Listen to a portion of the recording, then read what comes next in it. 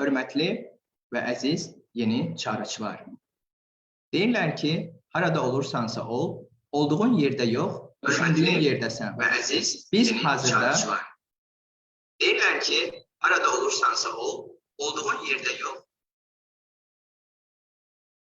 Biz hazırda təhsildə yeni çağırışların mərkəzindəyik. Xoş gəlmişsiniz. Dear new challengers, they say that regardless of where you are now, your actual location is the place which you think about. We are currently at this very center of new challenges in education, so welcome all to the program. Əziz yeni çağırışlar, bugünkü qonağımız TIMSS və PIRLS Beynəlxalq Təhsil Mərkəzinin icraçı direktoru, təhsildən qiymətləndirmə üzrə Dünya şöhrətli professor İna Mullisdir. Biz bugün təhsildə qiymətləndirmə mövzusunu müzakirə edəcəyik. Yeni challengers, our guest today is İna Mullis, Executive Director of TIMSS and PIRLS International Education Center, world-renowned professor of educational assessment. We are going to discuss the issue of assessment in education today. Xanım Mullis, xoş gəlmişsiniz. Sizi burada görmək çox xoşdur. Dəvətinizi qəbul etdiyiniz üçün çox sağ olun.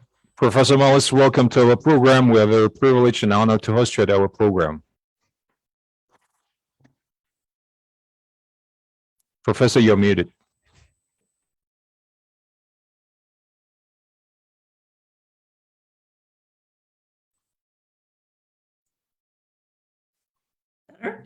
Yes.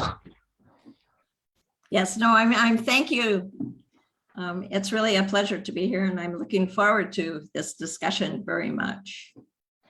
Mən təşəkkür edirəm. Burada proqramda olmaqdan çox məmnunam və proqramdakı müzakirələri də həvəslə gözləyirəm.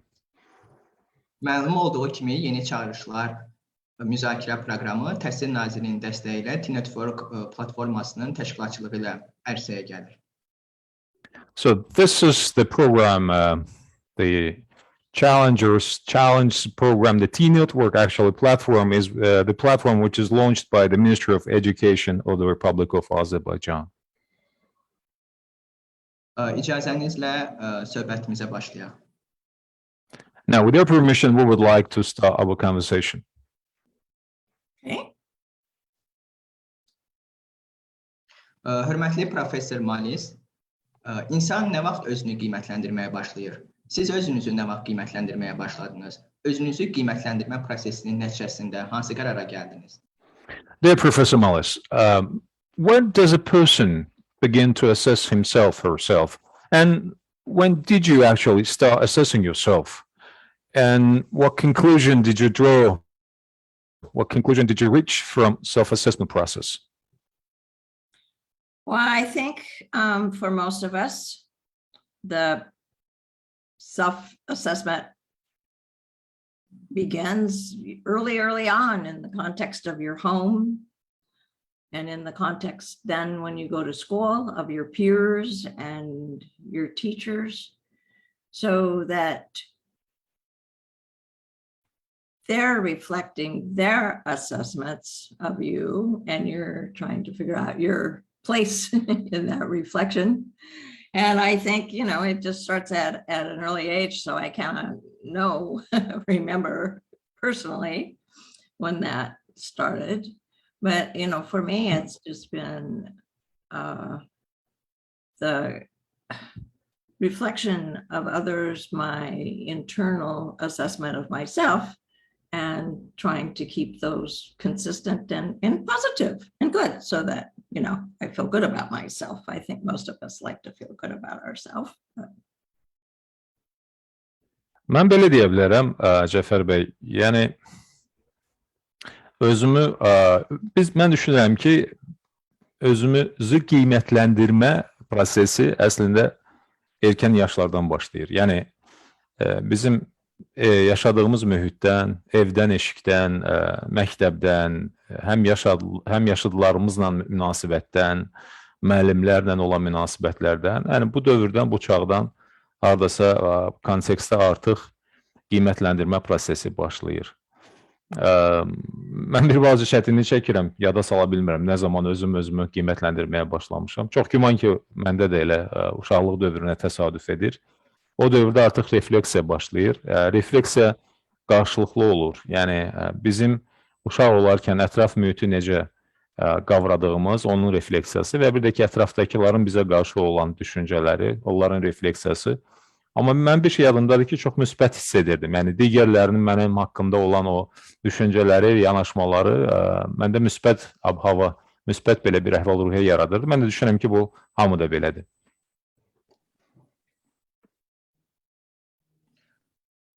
Professor Mullis, təhsildə təbliğ etdiyiniz əsas ideya nədir? Bu barədə nə deyə bilərsiniz?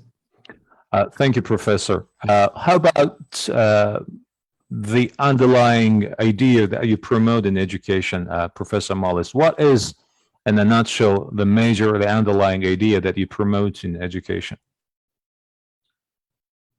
I think it's similar. That's why I liked your first question, to the idea of self-assessment for countries in the context of what other countries are accomplishing in education. And the main idea is that you can learn from other countries. Əslində elə Cəfər bəy, mən birinci sualı çox bəyəndim. Yəni bu birinci sual digər suallar üçün bir növ fon yaratdı. Nə mənada? Mən qeyd etdim ki, birinci sualda bizim o özümüzü qiymətləndirmə erkən yaşlardan başlayır və bu qarşılıqlı refleksiya prosesidir. Elə burada da əsas fikir olaraq, yəni qiymətləndirmədə və yaxud da ki, təhsildə əsas ideya odur ki, ölkələrə digər ölkələrin nailiyyətlərinin fonunda özünü qiymətləndirmə imkanını yaratmaq. Yəni bir ölkə digər ölkənin nailiyyətlərinin fonunda, onun nəticələri fövqündə özünü qiymətləndirmə imkanı əldə edir.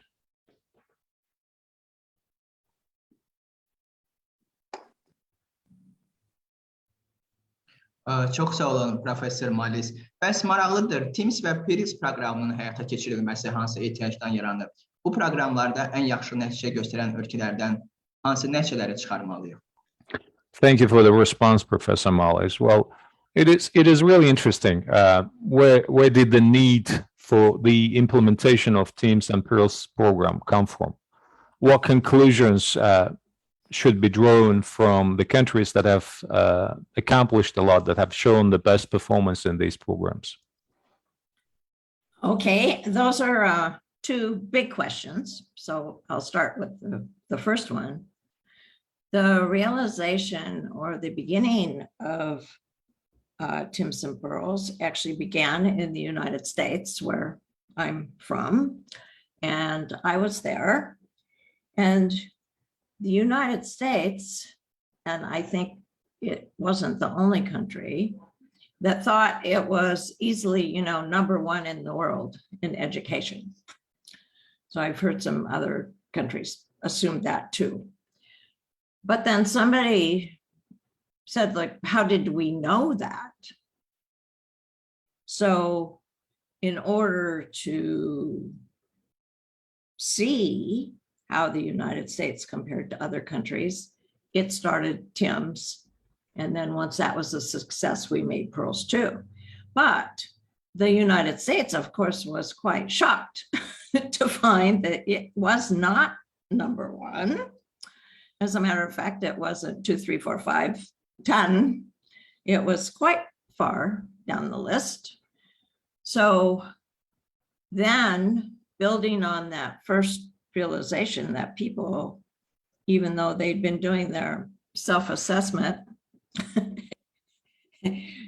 didn't really understand the quality of their education systems, had the idea then to keep doing it from year to year, so that, from cycle to cycle. So we do every 4 or 5 years, so countries can monitor whether or not they're improving or not over time.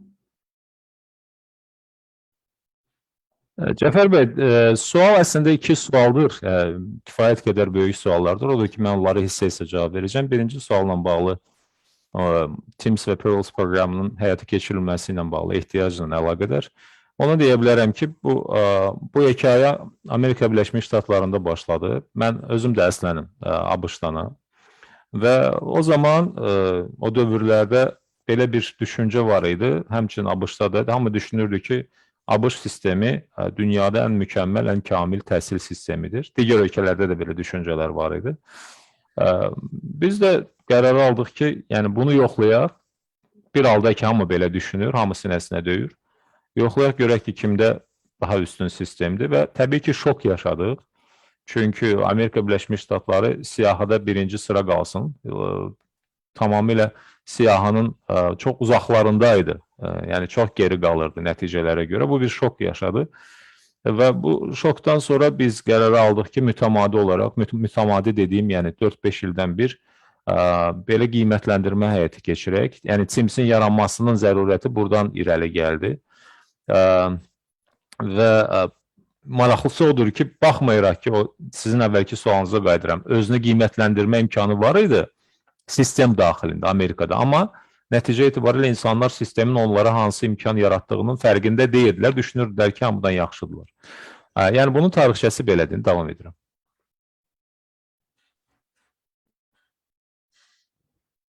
So,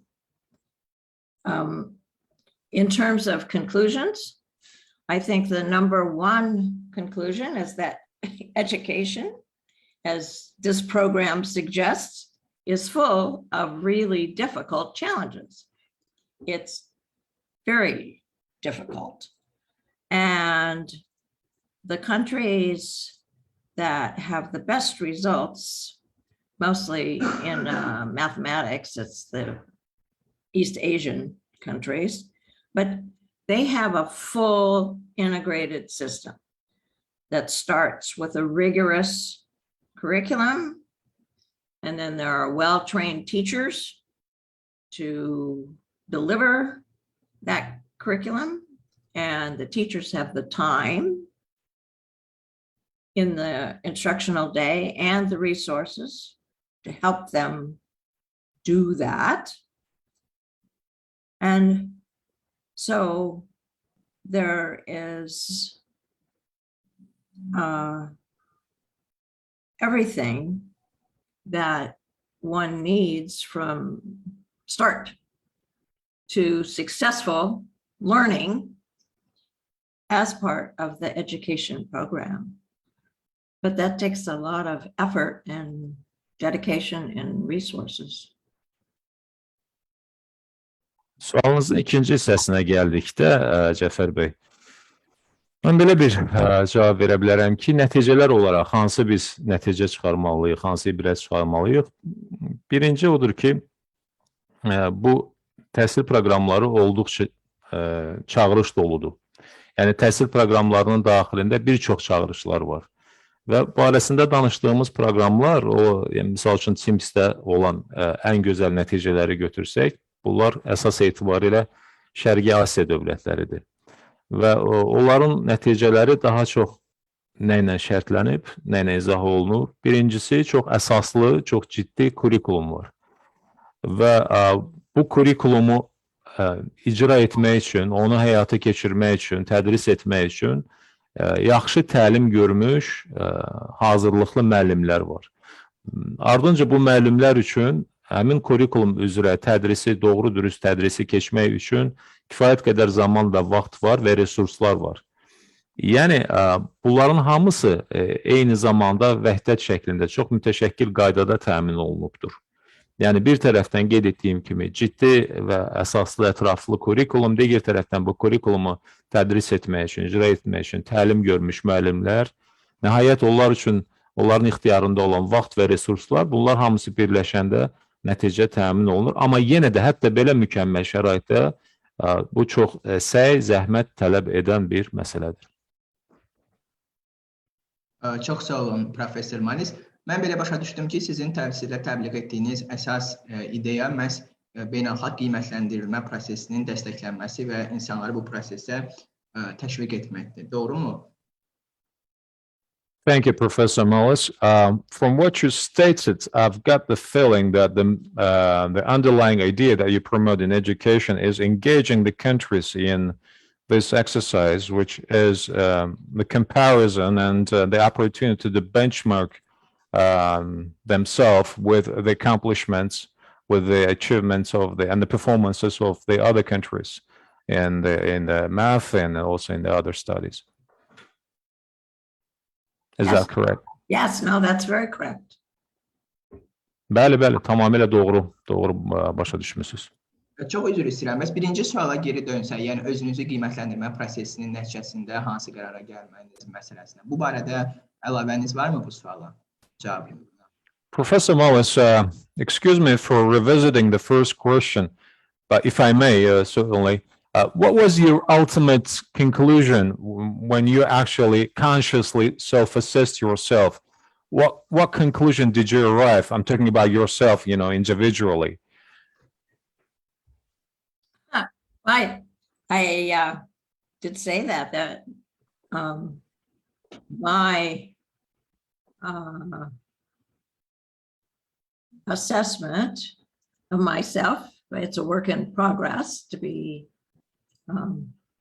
as good as I would like to be, but I feel good. I'm a work in progress, but I'm happy with myself. I think most of us like to be happy with ourselves. Are you happy with yourself? Əvvəl də qeyd etdiyim kimi suala cavabda qeyd etmişdim ki, mən yəni özümdən müsbət belə bir qiymətləndirmə var idi məndə. Mən başa düşürdüm ki, üzərimdə işləyirəm, bir irəliləyiş var, amma irəliləyişin nəticələri ilə müsbət idim. Ona görə mənim özüm haqqımda ilk qiymətləndirmə təəssüratlarım çox müsbət idi. Yəqin ki, siz də düşünürəm ki, o hissləri yaşamısınız. Yəni siz də özünü qiymətləndirmədən razısınız. Çox sağ olun, Professor Mullis. Bəli, nə yaxşı ki, belədir. Və məlum olduğu kimi, Azərbaycan 2011-ci ildən TIMSS və PIRLS proqramının iştirakçısıdır. Maraqlıdır, Azərbaycanın TIMSS və PIRLS proqramının nəticələrinin daha da yaxşılaşdırılması üçün biz təhsil işçilərinə nə tövsiyə edərdiniz? Thank you, Professor Mullis. I really feel positive, especially after your very inspirational words. How about Azerbaijan, Professor Mullis? Since Azerbaijan joined TIMSS and PIRLS back in 2011, what would you recommend to further improve the performance of Azerbaijan in TIMSS and PIRLS programs? Well, I think the challenges for most countries are to be able to develop and implement all of those parts of education that I just mentioned with the curriculum and instruction to come out with successful learning.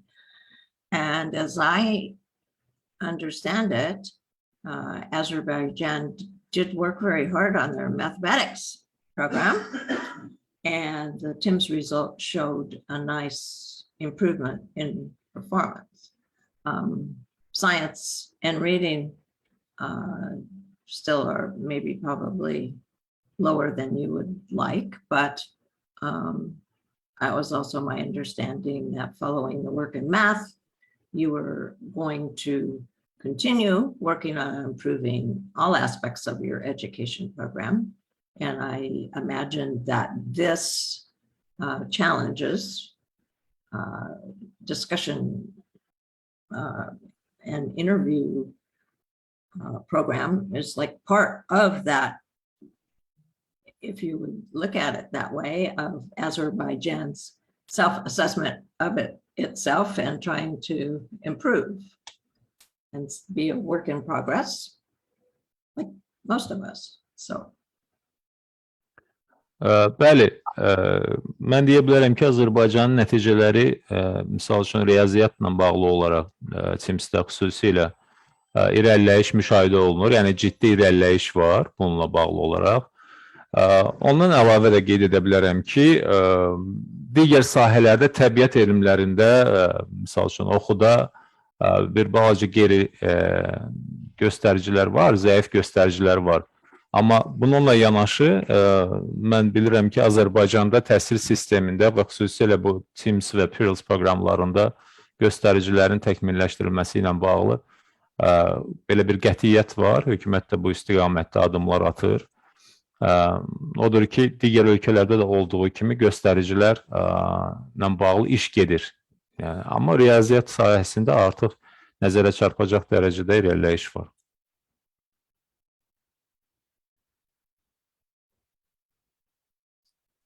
Bəs nəticələri daha da yaxşılaşdırmaq istiqamətində bizə hansı tövsiyələrinizi bölüşə bilərsiniz?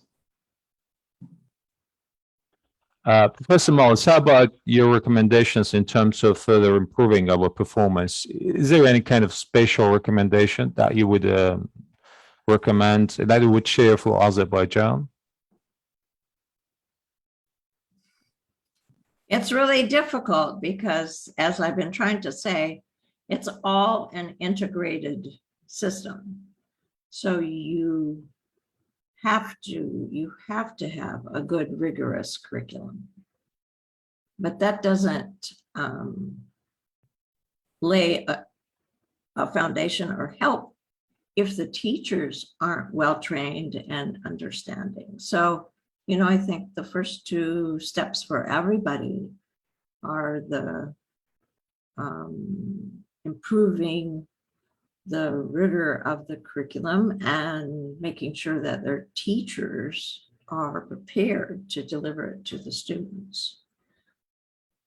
And then you can start, you know, refining instruction. And so, yes, I would say 2 steps to be very careful about. Cəfər bəy, mən əvvəl bundan öncə qeyd etdiyim kimi yanaşma kompleksli və sistemli olmalıdır. Nə mənada? Yəni, çox ətraflı və dəqiq bir kurikulum olmalıdır.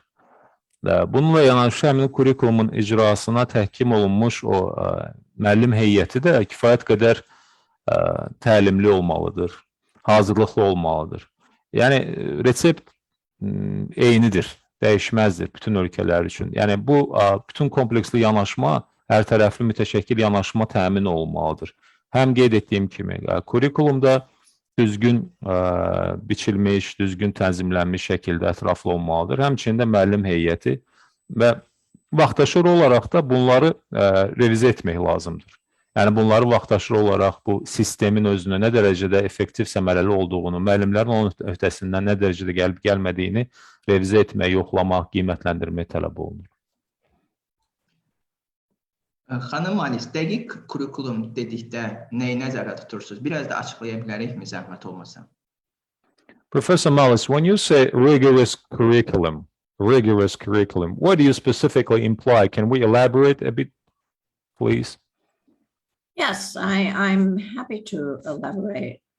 So a rigorous curriculum includes both a good foundation of,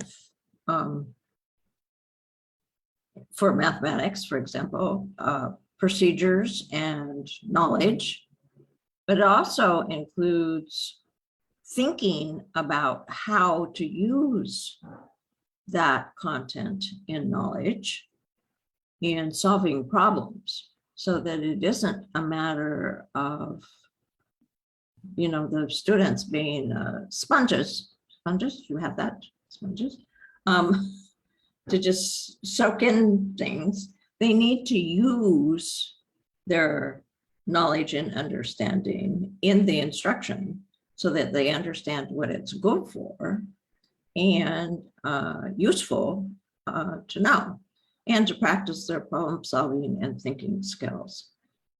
So, and it's similar in science, which has its foundation as a pretty vigorous inquiry into various parts of the world. And the same, I guess, with reading, it's to be able to read with understanding read with understanding and to read more and more complex things with understanding. So it always is the implementation of the information being learned so that students get practice using their knowledge to enhance their learning. Bilirsinizmi, ətraflı, əsaslı kurikulum deyəndə ilk növbədə bu birinci yaxşı bir təməldir. Deyək ki, riyaziyyat üçün. Burada bir tərəfdən prosedurlar, digər tərəfdən isə kontentin, yəni yazılan o məzmunun, kurikulumun və orada aşılanan biliyin düzgün çatdırılması. Yəni, riyazi biliklər aşılanarkən burada tələbələr tərəfindən pasiv materialın mənimsənməsi, hətta xanım süngər kəlməsindən istifadə etdi ingilis dilində. Yəni, süngər kimi canlı çəkmək deyil, bunu düşünülmüş şəkildə əldə olunan biliyi tətbiq etmək və çox vacibdir ki, kurikulumun tədrisində tələbələrdən problemlərin həllini tələb etmək. Yəni, müxtəlif problemlər, müxtəlif kazuslar yaratmaq və onlardan həmin, deyək ki, riyaziyyatla bağlı olan kazusları, misalları, o problemləri həll etməyi tələb etmək, düzgün həmçinin təlimatlandırılma da burada çox vacibdir. Eyni şeyi də tək riyaziyyatda deyil, həmçinin oxuda, təbiət elmlərində də qeyd etmək olar. Misal üçün, oxuyarkən anlayaraq oxumaq, mütaliə edərkən anlayaraq mütaliə etmək, sadədən başlayaraq tədricən daha mürəkkəb mətnlərə, mürəkkəb hekayələrə, mürəkkəb əsərlərə keçmək və bu mürəkkəb əsərləri də oxuyarkən tələbələr yenə də müəyyən mənada o zehni, o dərrakəni, o şuuru nümayiş etdirməlidirlər, şuurlu şəkildə mütaliə etməyi bacarmalıdırlar. Söhbət bundan gedir. Çox sağ olun, xanım Mullis. Bəs mövcud qiymətləndirmə sistemində hansı çatışmazlıqları müşahidə edirsiniz? Thank you, Professor Mullis, for very comprehensive and informative answers. And what are the challenges do you observe in the current assessment system? What are the shortcomings? What are the deficiencies and the challenges that you can observe in the current assessment system? Well, the current assessment system, and I know that Azerbaijan has been working on this too, that there's various kinds of evaluation and assessment, and it takes them working in harmony for the information to be successful. People talk a lot about formative evaluation, which is kind of a short-term evaluation, and the teachers need to be the ones primarily responsible for that. And people also then talk about summative assessment, which is the net effect.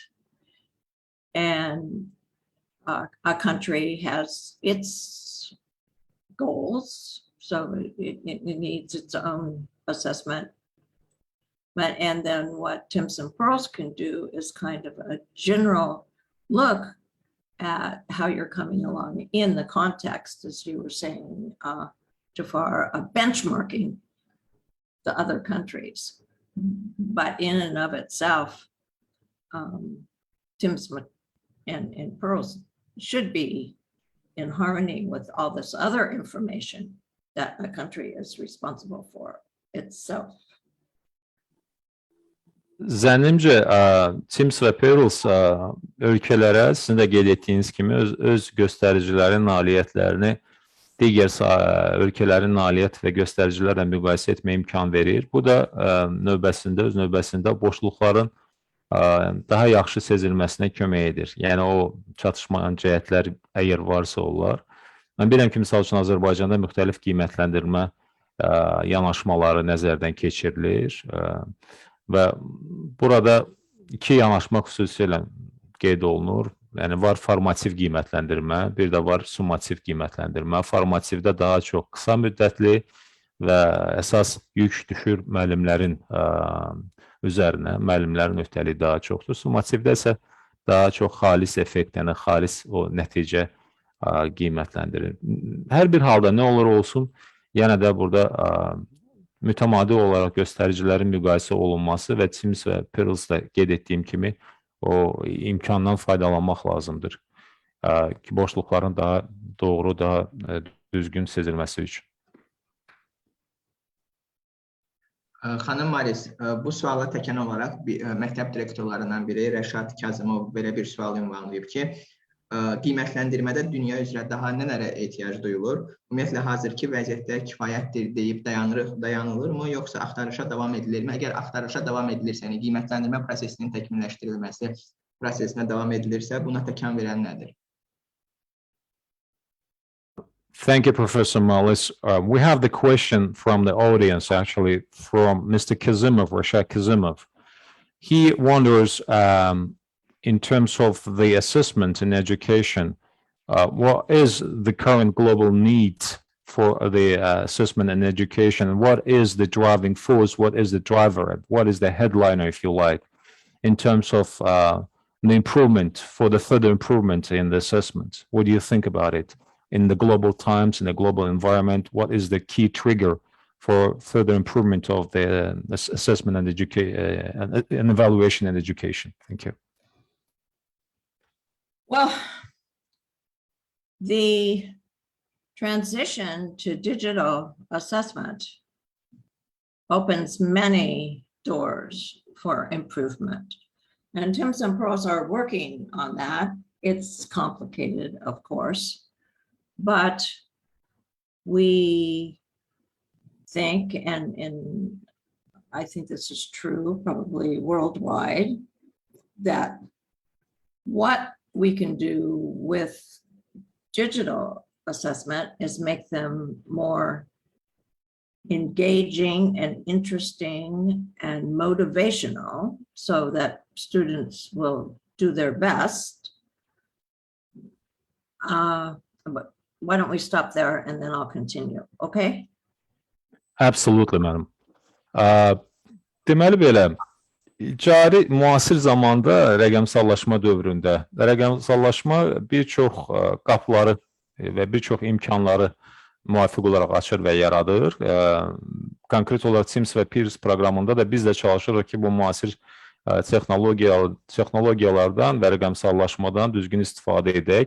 Necə? Misal üçün biz TIMSS və PIRLS proqramlarını rəqəmsal texnologiyalar vasitəsilə daha da iştirakçı edə bilərik, yəni orada iştirakçılıq səviyyəsini artıra bilərik, daha da maraqlı edə bilərik, tələbələr üçün onu daha da motivasiyalı, daha da həvəsləndirici edə bilərik. İndi fikrimi davam edirəm. Please continue, Professor. Yes. So then the other part of moving to the digital assessment is we can now know what students are thinking and doing to some extent as they work through the assessment problems through what we call process data. So not only are we collecting information about the students' answers or solutions, we're collecting information about the order that they went about solving the problems and the steps that they took. So this is like a brand new kind of data that people have been working on for a while now, but it's like very, very different from what we had in a paper and pencil when we had just the answers and then we printed those out. So we can make assessments strategically that can help us help teachers to know what the important things are that students need to do as they work through these problems. But that's very complicated and won't be done tomorrow. But I think that to answer the original question, is the big challenge globally for assessments to be more useful to instruction. Rəqəmsallaşma üzr istəyirəm. Rəqəmsallaşma imkanlar yaradır təbii ki, qiymətləndirmədə də həmçinin. Artıq qiymətləndirmə zamanı biz tələbələrin nəticələrini, yəni onların verdiyi cavabları və cavabları qiymətləndirilməsinə deyir, həmçinin də verdiyi cavablara necə gəldiyini, yəni o prosesi də qiymətləndirmiş oluruq. Biz onları, problemləri necə həll etdiyini görə bilirik. Yəni, bizim zamanımızda TIMSS və PIRLS-də əldə olunan tələbələrin göstərdiyi nəticələr, o data verilənlərin daha sürətlə emal olunmasına gətirib çıxarır rəqəmsal texnologiya vasitəsilə. Yəni, biz onları, yəni qeyd edirəm, necə cavab verdiyini deyil, həmçinin necə düşündüyünü görə bilərik. Qərarlara necə vardıqlarını, hansı ardıcıllıqla, hansı zehni addımlar attığını belə rəqəmsal texnologiyalar vasitəsilə görmüş oluruq. Söhbət tamamilə yeni verilənlər, yeni məlumatlar, yeni data toplusundan gedir. Yəni, əvvəlki dövrlərdə qələm və kağızla bu məlumatlar qeyd olunurdusa və biz onlara sırf qeyd etdiyim kimi müəyyən şkala və ballar üzrə qiymətləndirirdiksə, zamanımızda artıq biz bu prosesi qiymətləndirə bilirik. Yəni, tələbənin keçdiyi prosesi müəyyən nəticəyə varana qədər və əslində bu strateji bir məlumatlar və qiymətləndirmədir. O, müəllimlərə və bizə, yəni bu təhsil sahəsində işləyənlərə bu prosesi, bu sistemi daha düzgün qurmaqda da daha verimli, daha səmərəli bir məlumat vermiş olur. Amma yenə də qeyd edirəm, rəqəmsallaşma prosesi özü bir nə qədər hər tərəfli, mütəşəkkil, geniş və mürəkkəbdirsə, bir o qədər də o həmçinin qiymətləndirmədə elədir. Ətraflı məlumat üçün təşəkkür edirik. Bəs xanım Mullis, müəllimlər qiymətləndirmə prosesi ilə bağlı hansı vacib məlumatı bilməlidirlər? Thank you for very comprehensive response, Professor Mullis. What is the key information do you think that the teachers should take into account, that they should be aware of during the assessment? Və təhsildə qiymətləndirmə prosesi nə vaxtdan başlamalıdır? So actually two questions. What is the key information that the teachers should focus on during the assessment that they should actually be aware of? İkinci sual neydi? Təhsildə qiymətləndirmə prosesi nə vaxtdan başlamalıdır? And when the evaluation in the education process should start, what should be the starting point for the evaluation in the education process? Thank you. Okay, I am going to answer the second part first and say that it should be integral from the very, very beginning, because it is the teacher's responsibility to not only deliver the instruction, but it is the teacher's responsibility to assess whether or not the students have learned the lessons, the information in the lessons, no matter what content they are. And so assessment is an integral and ongoing process that teachers are responsible for every second in the classroom. Mən ikinci sualdan başlayayım Cəfər bəy icazənizlə. Yəni, əslində təhsildə qiymətləndirmə çox əvvəldən, çox erkən başlamalıdır. Yəni, müəllim nə zamandan ki tədris edir, elə tədris etdiyi zamandan, elə onun başlıca, belə deyək, vəzifəsi tədris etməkdirsə, ikincisi mütləq qiymətləndirmə olmalıdır ki, onun verdiyi izahatlar, verdiyi təlimatlar, təqdim etdiyi material və nəhayət bilik nə dərəcədə uşaqların beyninə oturduğunu, uşaqların bu materialı nə dərəcədə mənimsədiyini mütləq qiymətləndirməlidir. Ona görə ikinci sualın cavabı elə tədrisin əvvəlindən, elə birinci müəllimin tədris etməyindən dərhal başlamalıdır həmin andan. Keçirəm birinci suala. Please, Professor.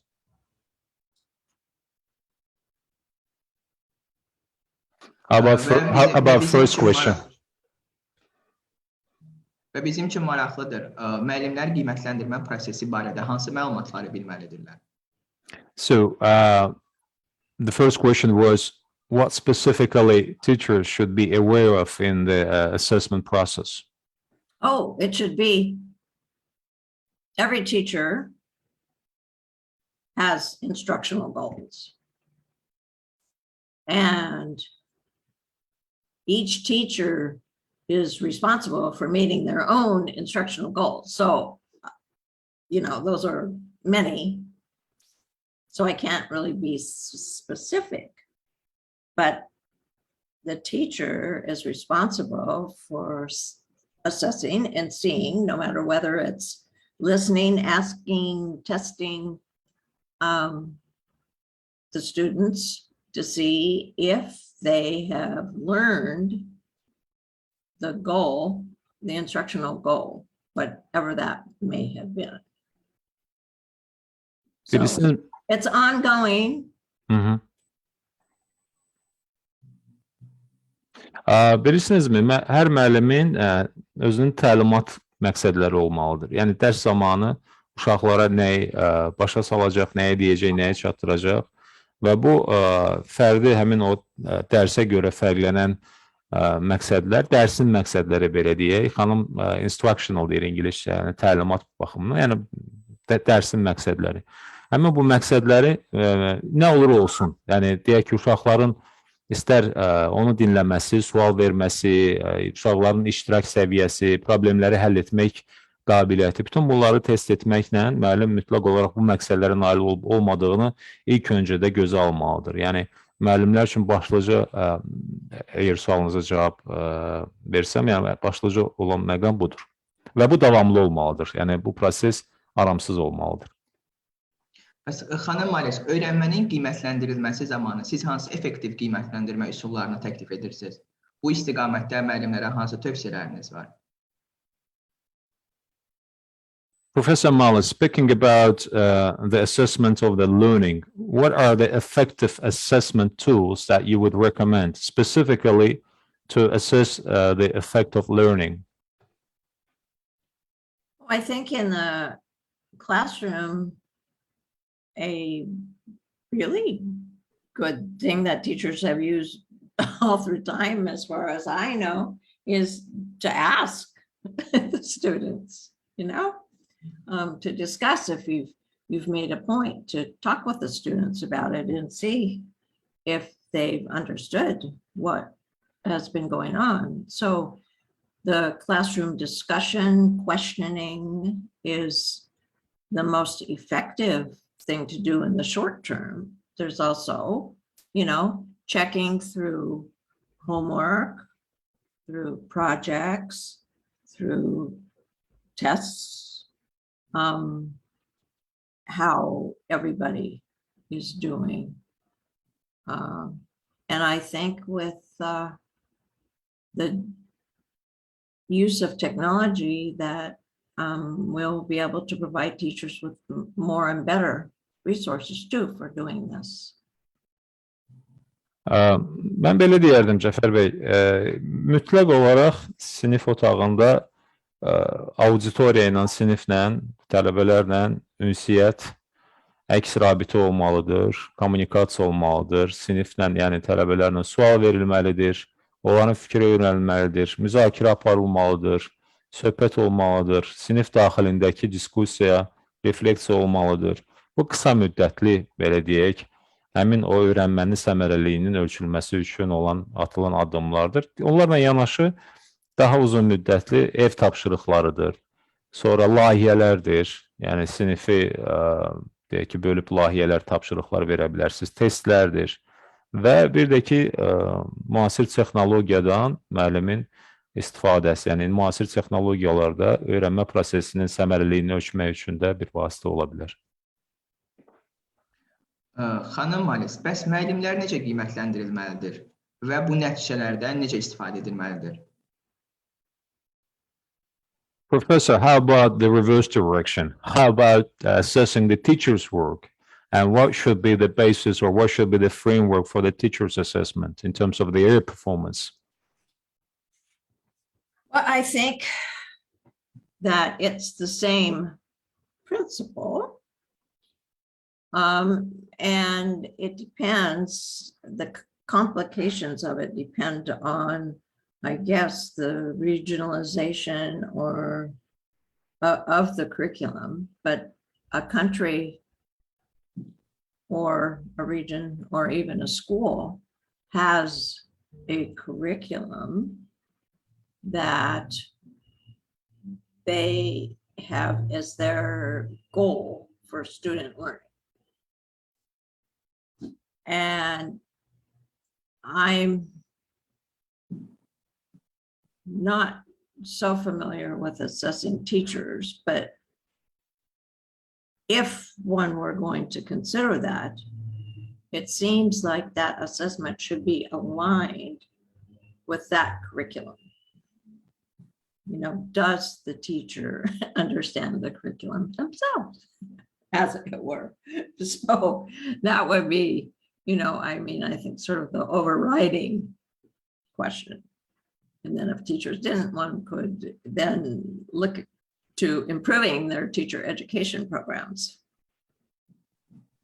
Zənnimcə, Cəfər bəy, eyni prinsip tətbiq olunmalıdır. Bundan öncə necə ki, tələbələrə, şagirdlərə, sistemə, eyniliklə də müəllimə də yanaşmada, müəllimin də biliklərinin qiymətləndirilməsi, onun nə dərəcədə kurikulumu düzgün qavradığı, düzgün başa düşdüyü, nə dərəcədə kurikulum mənimsədiyindən də asılıdır. Odur ki, düzdür, mən indi müəllimlərin qiymətləndirilməsinə məşğul olmuram. Daha çox, yəni, ixtisaslaşdığım sahə tələbə və şagirdlərin qiymətləndirilməsinə, amma məncə burada prinsip eynidir.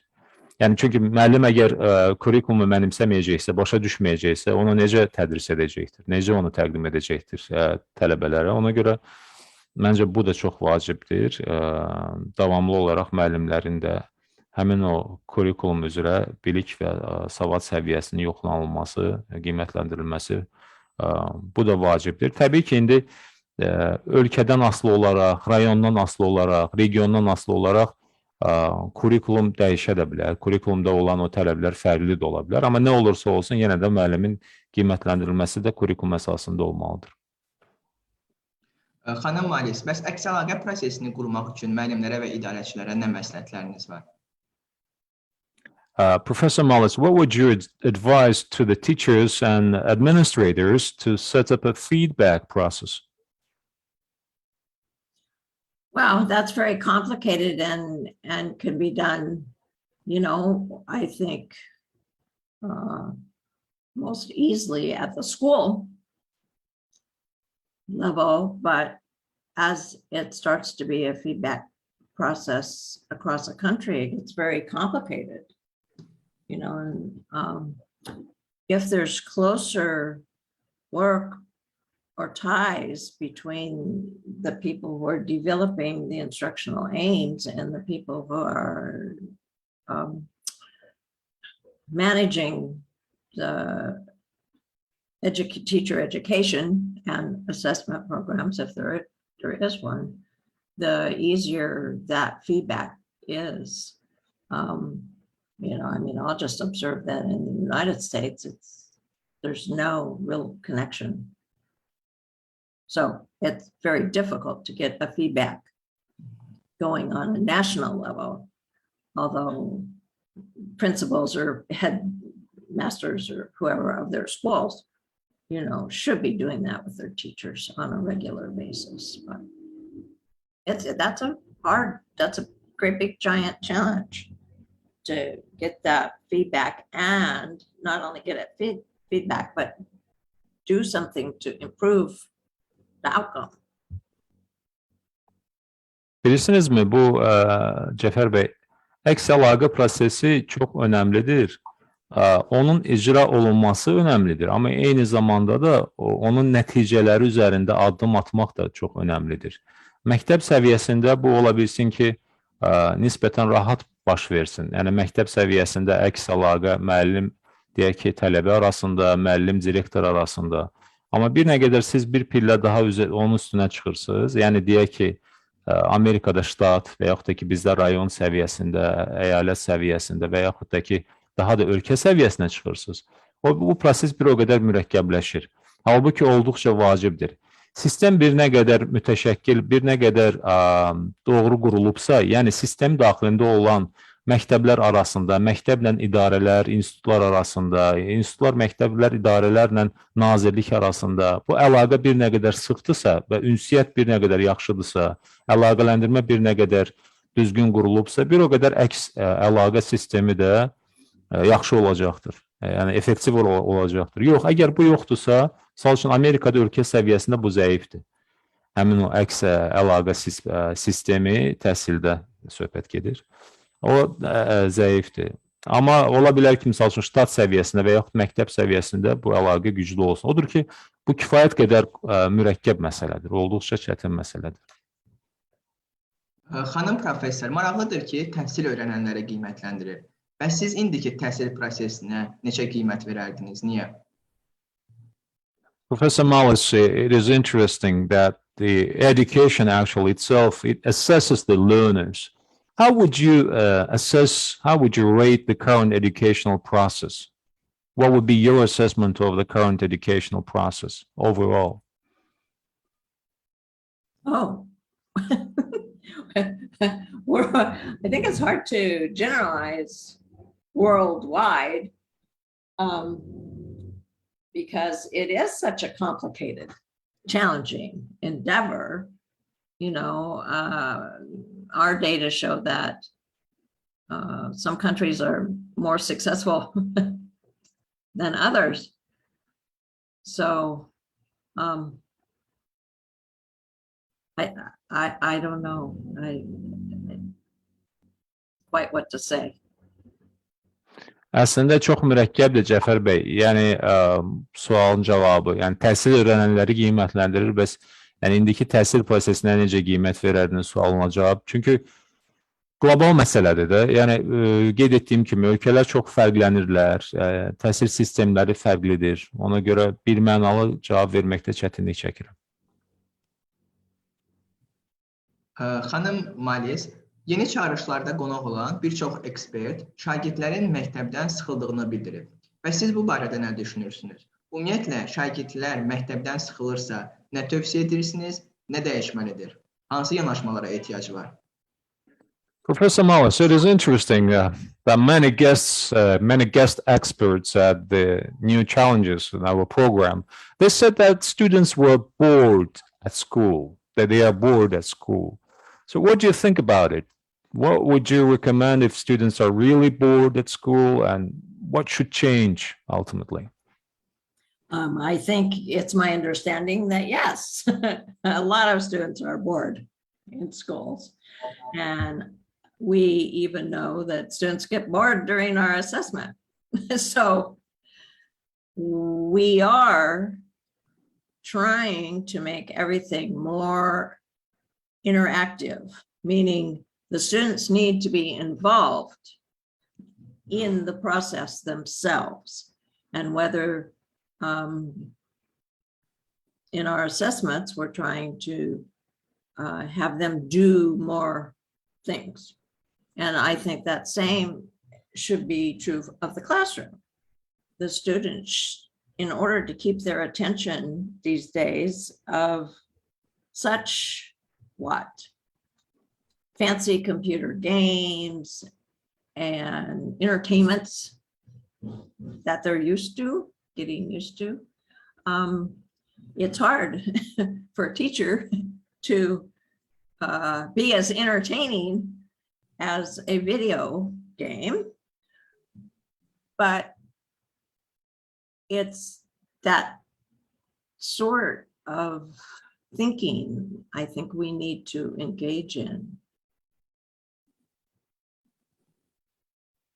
Cəfər bəy, mən doğrusu razıyam sizinlə. Həqiqətən də o digər ekspertlərlə ki, həqiqətən də şagirdlər darıxırlar, dərsdə darıxırlar. Hətta mən sizə deyim ki, bizim o qiymətləndirmələr zamanı da darıxırlar. Biz də bunu müşahidə edirik.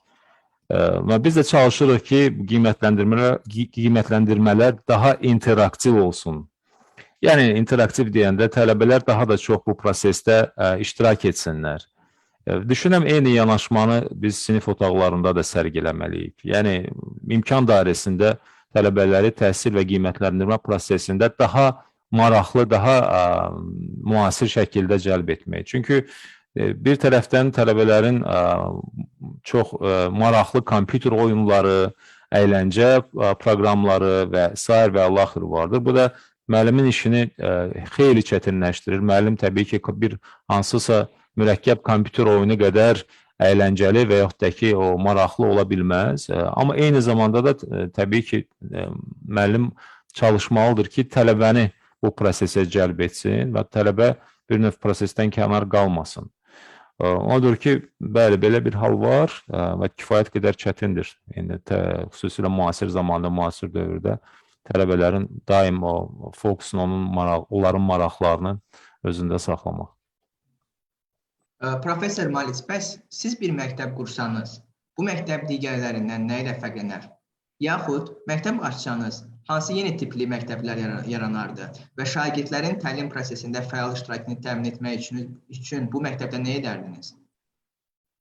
Professor Mullis, if you are about to create a school, to establish a school, what is the school be different from the others? What would be its distinctive properties? You know, what new type of schools would you establish? What would you do to ensure that students are actively involved in the learning process without being bored? That is, I think that when you talk about the challenge, you know, that's the huge challenge in these days of not having unlimited resources and being able to do something that is feasible. But I do think that the more opportunities that students have to learn by doing, the more effective education will be. And I know it's really resource intensive for the school to have a variety of opportunities like that for students, but I know that, you know, there are schools in some countries that are doing their best to achieve those goals. Cəfər bəy, çağırış dediyiniz belə olar.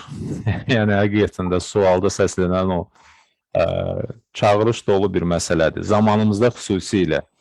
Yəni ki, resurslar məhdud resurslar şəraitində biz çalışırıq ki, daha da çox iddialı məqsədlərə nail olaq və bir tərəfdən məhdud resurslar, digər tərəfdən isə gerçəkləşdirə biləcək planlar.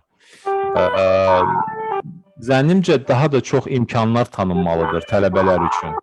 Yəni, bu təhsilin səmərəliliyini artırmış olacaqdır. Yəni, əgər auditoriya tələbələr üçün öyrənmə imkanları daha da geniş, daha da çeşidli olarsa, bu təhsilin səmərəliliyini artıracaqdır. Mən başa düşürəm ki, bu dediklərim təbii ki, resurs tələb edir. Heç də dünyadakı bütün ölkələrdə və məktəblərdə belə resurs bolluğu, resurs çeşidi yoxdur. Amma zamanımızda yenə də tələbələr üçün mümkün qədər geniş çeşid, mümkün qədər geniş seçim imkanı olan məktəblər yaratmaq lazımdır. Təbii ki, bu da nəticə etibarilə gəlir resursa dayanan bir məsələdir, ora gəlib çıxır. Geniş seçim ifadəsi çox maraqlı səslənir. Siz geniş seçim deyərkən nəyi nəzərdə tutursunuz? Və yeri gəlmişkən burada bir iştirakçımızın da bir sualı var. Mən bundan sonra onu səsləndirəcəm. Professor Mullis, when you say about resource intensive and variety of opportunities, what do you specifically mean by variety of opportunities for the students in the schools? I mean that you would have a wonderful science laboratory for those who are interested in science, that you would have a garden for those who are interested in sustainability and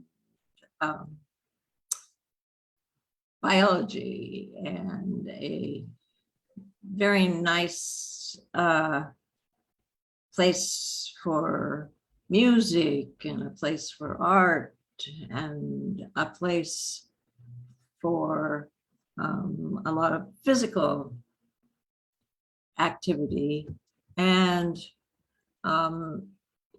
work also with the community to provide additional opportunities for students to pursue their interests in the community. So it's the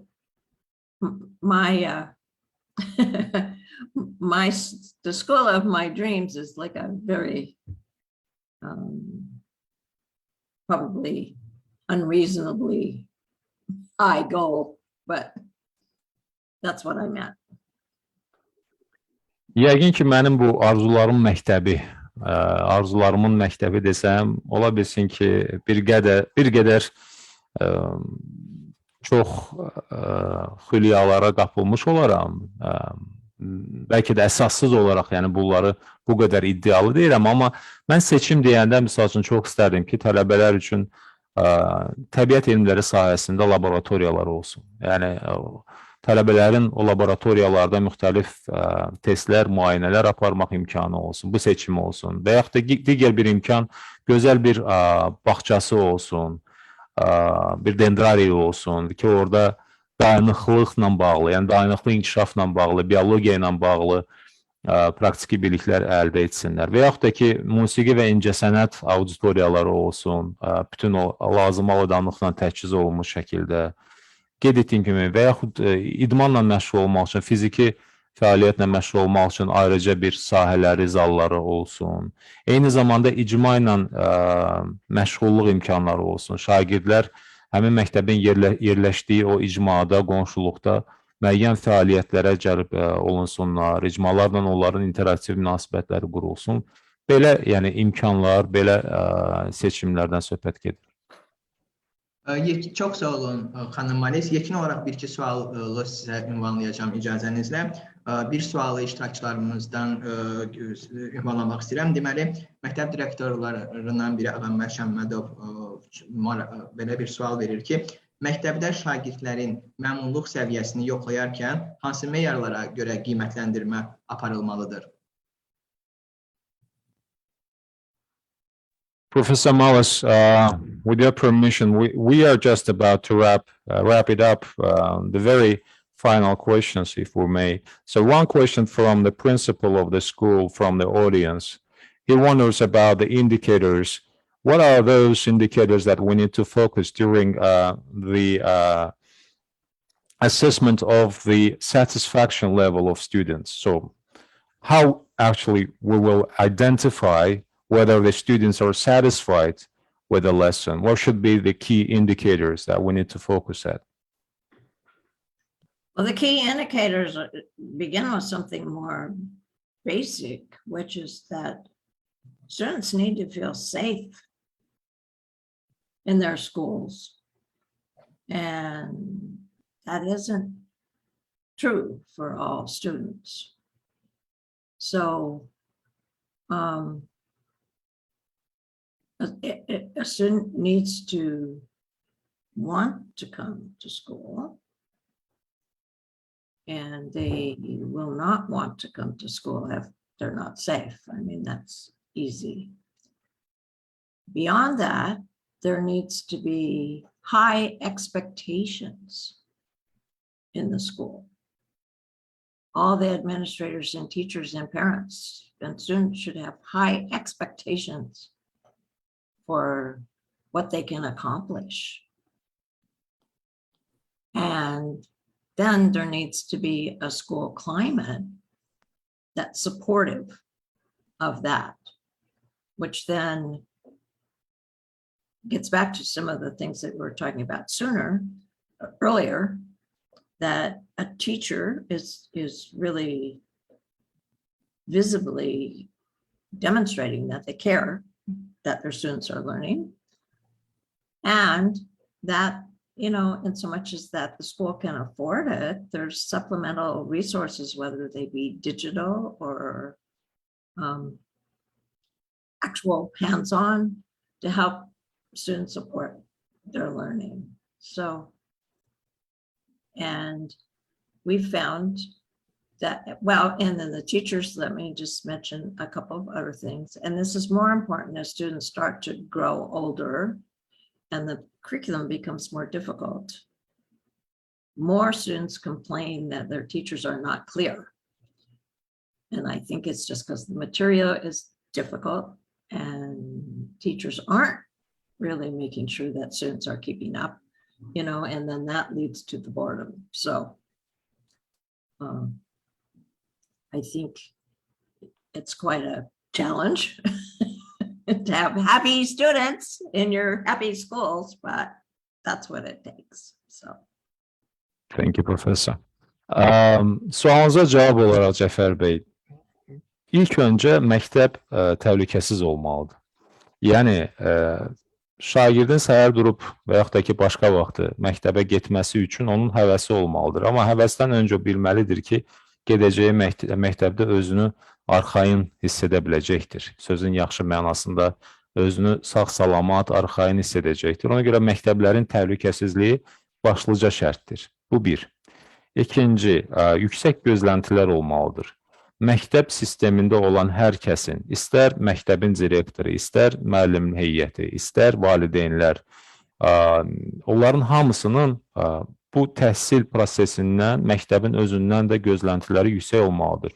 Yəni, nə mənada gözlənti yüksək olmalıdır ki, mənim övladım həmin məktəbə gedib ən yüksək o səviyyədə bilik əldə edə biləcəkdir. Yəni, onun üçün ən yüksək şərait var. Belə bir inanc olmalıdır. Yəni, burada İngilizcə expectation kəlməsi yanlış gözlənti anlamına gəlməməlidir. Yəni, elə bir inanc olmalıdır ki, həm direktordakı mənim məktəbimdə bütün şərait var. Müəllimdə inanc var ki, mən bütün o savadım və mənim kurikulumda ona imkan verir, mənim də savadım var.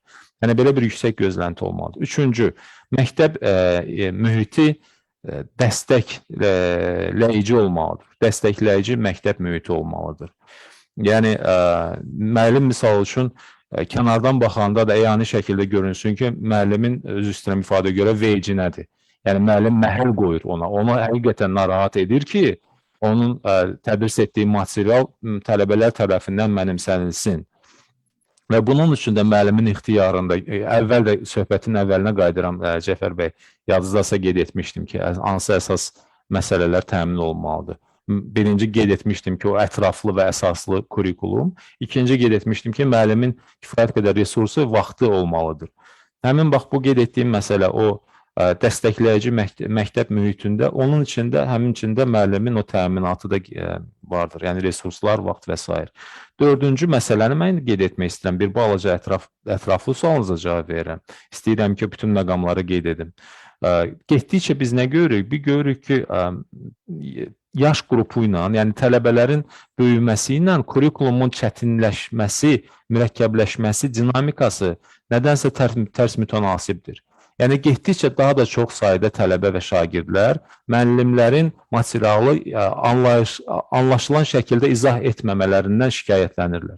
Şikayət edirlər ki, sadə deyim, müəllimlər materialı onlara anlaşılan şəkildə çatdırmırlar. Bu da əslində həmin o mütənasibliyin pozulmasıdır. Yəni, materialın mürəkkəbliyi tələbələrin yaşına görə proporsional dəyişmir. Daha da çətin, daha da mürəkkəbləşir. Bunu da təbii ki, öhdəsindən gəlmək lazımdır. Qeyd etdiyim kimi, müəllimlərə yardım olmalıdır ki, müəllimlər həmin o çətin və mürəkkəb materialı anlaşılan dildə çatdırsınlar. Yəni, bunlar hamısı bir-biri ilə çox sıx əlaqədədir.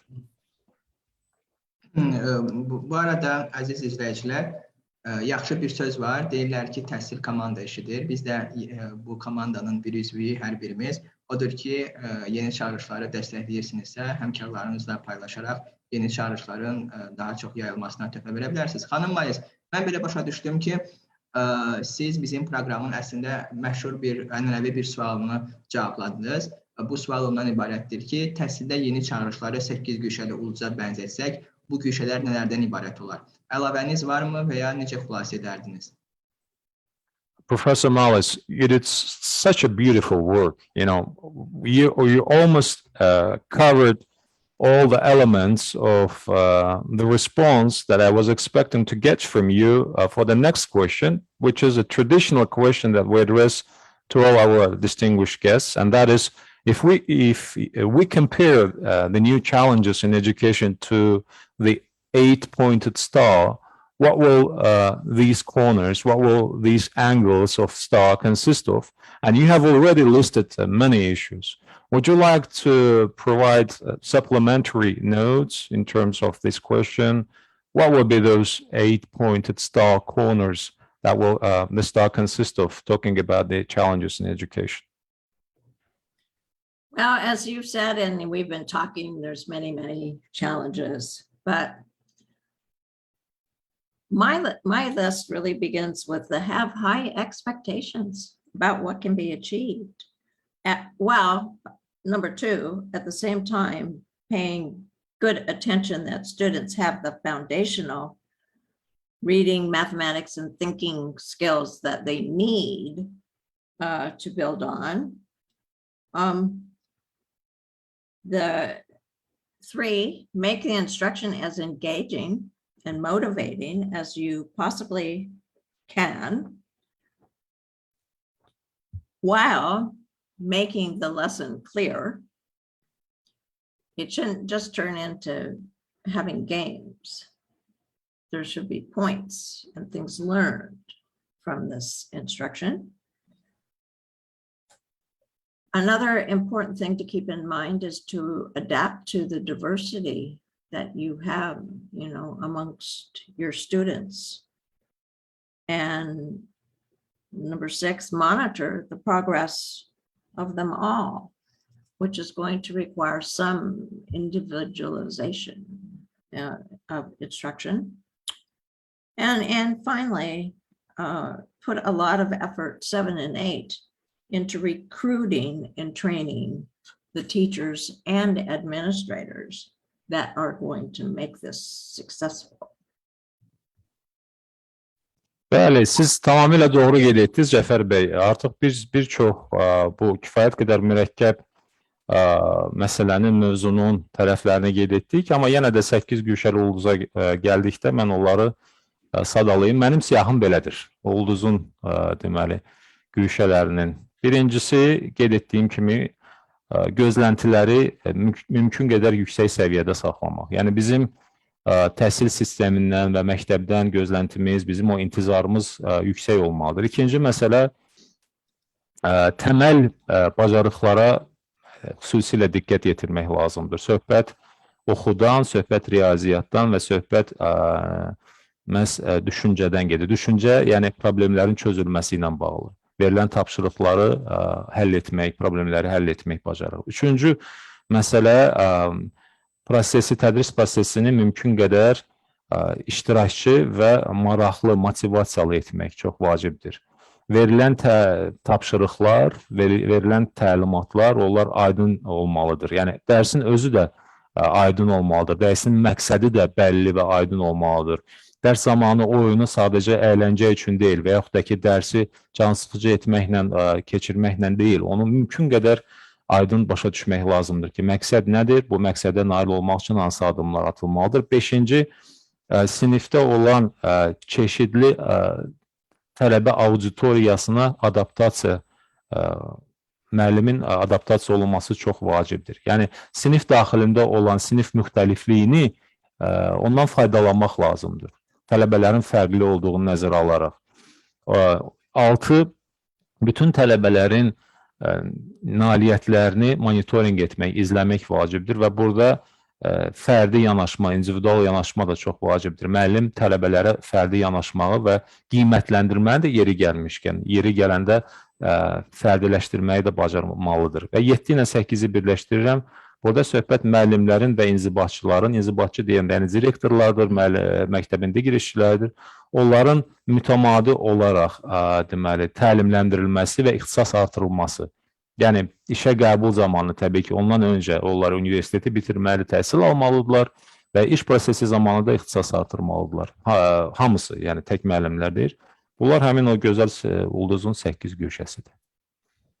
Çox təşəkkür edirik vacib çağırışlarınız üçün. Mən icazənizlə izləyicimizin bundan əvvəlki sualının biraz da aydınlıq gətirilməsini sizdən xahiş etmək istəyirəm.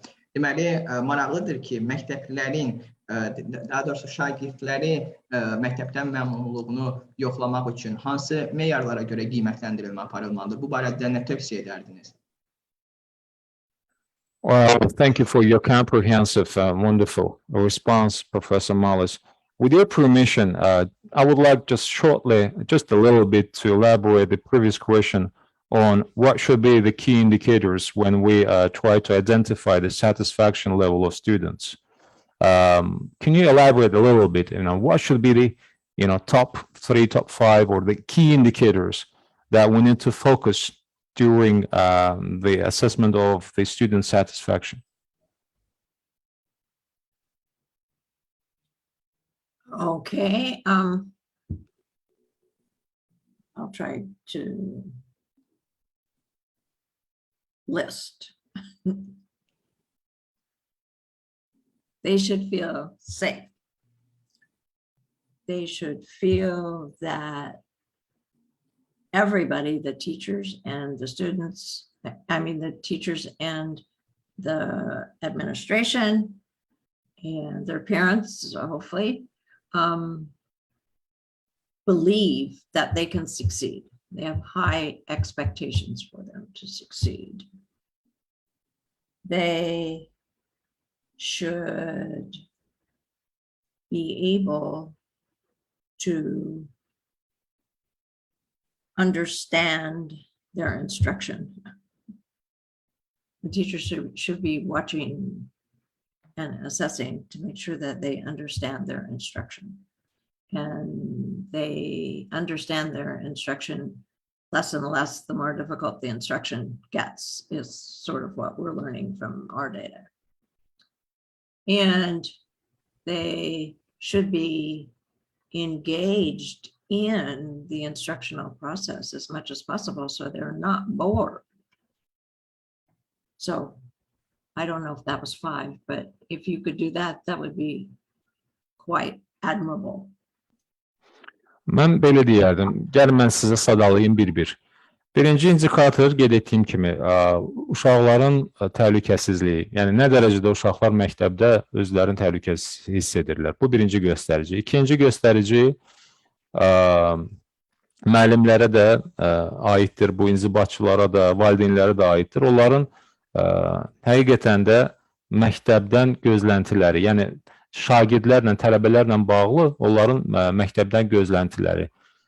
Valideyn həqiqətən gözləyirmi ki, onun övladı gedib yüksək göstərici, yüksək bilik əldə edəcəkdir. Yəni bu gözlənti səviyyəsi, bu da indikatordur. Üçüncü, odur ki, nə dərəcədə şagirdlər onlara verilən tapşırıqları və müəllimin təlimatlarını başa düşürlər. Təlimatların aydınlığı. Çünki biz nə müşahidə edirik, qeyd etdiyim kimi son zamanlar görürük ki, getdikcə bir nə qədər müəllimin verdiyi tapşırıqlar və təlimatlar bir nə qədər çətinləşirsə, mürəkkəbləşirsə, şagirdlər bir o qədər girək güzaran edirlər ki, onlar başa düşmürlər. Yəni, bu da çox vacibdir. Yəni, qeyd etdiyim kimi, sadəcə mən bir də icmal edim, xülasə edim. Birinci, şagirdlərin özünü təhlükəsiz və arxain hiss etməsi məktəbdə.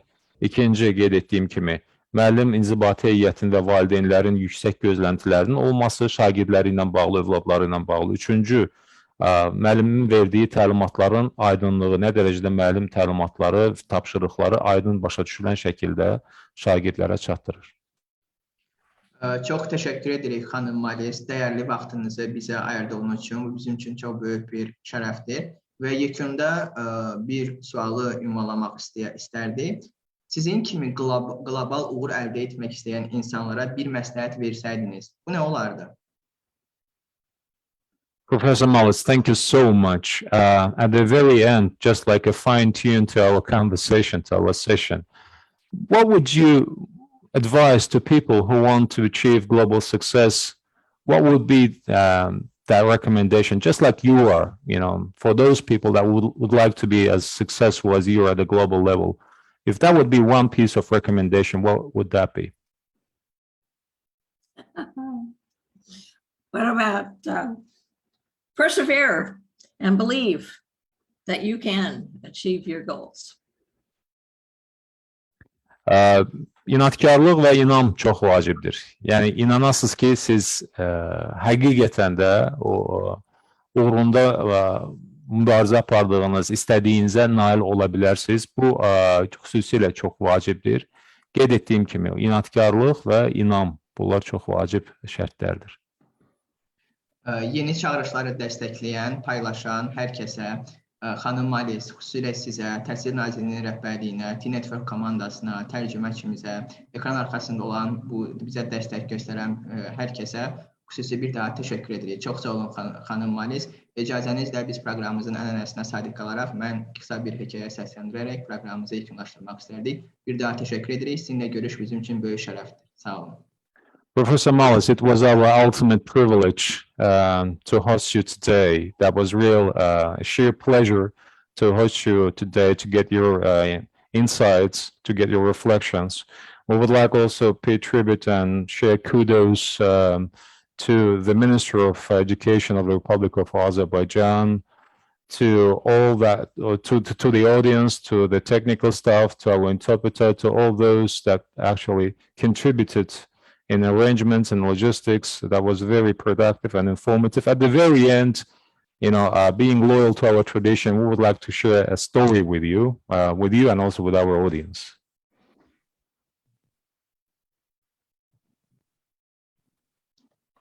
Günlərin birində meymun balığı ağaca dırmaşmağa dəvət edir və deyir ki, buradan mənzərə çox gözəl görsənir. Balıq isə susuz yaşaya bilmədiyini və ağaca dırmaşmağı bacarmadığını qeyd edir. Bu zaman meymun balığa bacarıqsızsan deyir. Balığın əhvalı korlanır. Elə bu anda meymun ağacdan suya düşür və üzməyi bacarmadığı üçün balıqlar köməkləşərək onu xilas edirlər. Bu yerdə balıqlardan biri deyir: Görürsənmi, hər kəs bənzərsizdir. Biz ağaca çıxmağı bilmirik, meymun da suda üzməyi. Einstein nə demişdi? Bir balığı ağaca dırmaşa bilmədiyinə görə mühakimə etsəniz, ömür boyu axmaq olduğunu düşünəcək. Əziz yeni çağırışlar, bəlkə əsas çağırışlardan biri hər kəsin bənzərsiz olduğunu qəbul etməkdir. Elə deyilmi? Növbəti yeni çağırışlarda görüşənədək.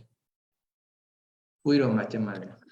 Well, the monkey invites the fish to climb the tree and says, the view from here, the panorama is so beautiful. The fish, on the other hand, says it cannot survive without water and cannot climb trees. At this point, the monkey tells the fish that you are incompetent.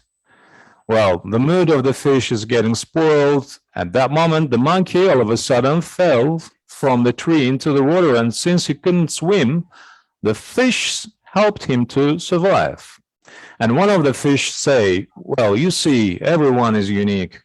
We don't know how to climb a tree, and you, monkey, you can't swim.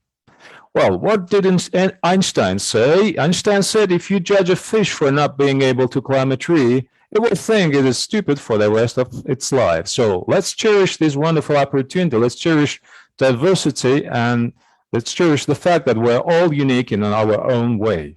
Thank you. Yes. Very nice. Thank you. Çok güzel, çok güzel. Teşekkür ederim.